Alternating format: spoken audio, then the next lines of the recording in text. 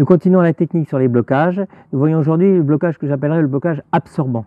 Pourquoi? Parce que par rapport aux autres blocages, il ne va pas arrêter, bloquer net l'attaque. On va laisser l'attaque continuer pour que l'adversaire puisse venir vers vous. Et nous allons voir ça de suite. Je suis Cyril Périchard, ceinture noire 4e Dan, professeur diplômé d'EDA. Bienvenue sur la chaîne des arts martiaux chinois.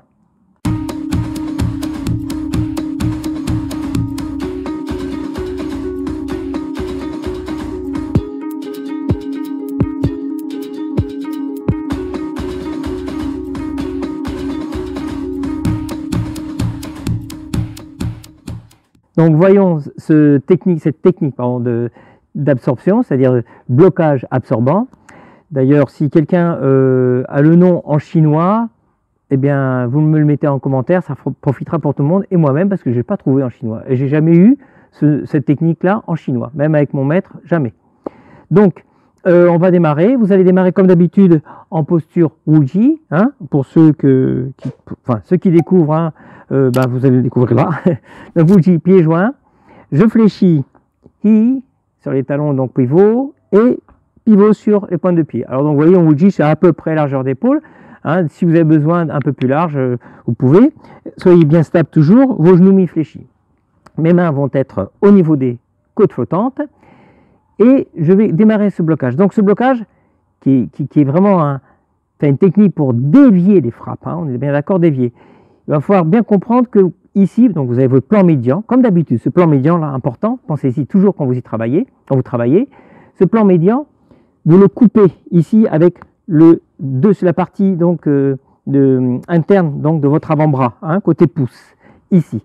C'est-à-dire que, vous voyez, de profil, imaginez une frappe au niveau visage, je viens donc bloquer à ce niveau-ci, avoir un contact, je ne bloque pas, j'ai un contact. Dès que je sens le contact, je tire la frappe vers moi, voyez, je reviens, ici, contact, je tire la frappe vers moi, d'accord? Donc, alors, c'est vrai que je ne l'ai pas dit, mais c'est une technique, surtout, vous en doutez, pour toutes les frappes directes. Hein. Un crochet, Heng Shuan par exemple, c'est pas la peine, c'est une frappe qui va venir en face, on va la prendre, on va se prendre en contact et on va la diriger, d'accord? Donc ici, Hi, côté gauche, je reviens, tout simplement. Côté gauche, je reviens. Pensez à chaque fois, contact avant-bras, j'amène vers moi. Contact avant-bras et je dévie la frappe. À chaque fois, j'ai un contact et je la dévie, d'accord?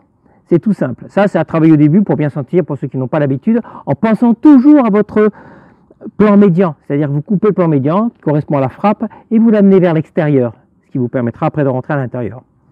Bien, on le voit après en déplacement. Donc en déplacement, comme d'habitude, soit les deux genoux fléchis, donc Chuang Kong Pu, ou Palma Pu, ici, on est un peu plus sur la jambe arrière. Toujours la même garde, ici. À partir de là, je vais le faire tout simplement avec bras avant. Je coupe, vous voyez, je lève, je coupe, et là j'avance, je rentre, bam. Là ici, je coupe, ici, et là j'avance. On peut le faire aussi retrait, ici, c'est-à-dire je vais encore couper, dévier la frappe, j'absorbe. Je coupe, je dévie la frappe, j'absorbe. D'accord? Je vais vous faire voir un peu de face quand même, une technique. Donc ici, là, je dévie, j'avance. Là, je le fais en reculant, contact, je dévie, ici, vous voyez, et en même temps, quand je dévie, c'est comme si j'accrochais, j'accroche pas vraiment, mais j'aspire la frappe vers moi, et je reviens. Vous voyez, pendant le déplacement, là, je me protège en même temps, au cas où, et après, je reviens en garde, ici. Après, on voit la deuxième phase, c'est-à-dire que là, on va le faire avec le bras arrière. Donc, le bras arrière, évidemment, je vais bloquer, je vais chercher, là, il y a un pivot de la hanche, je vais chercher, boum, vous voyez, je cherche le contact. La main, évidemment, qui est devant, maintenant, elle passe derrière pour échanger, évidemment, la garde. Pour ceux qui découvrent, hein, pour les gardes, toutes les techniques de garde, vous cliquez au-dessus, hein, vous avez toutes les techniques possibles qu'il peut y avoir en garde de Kung Fu.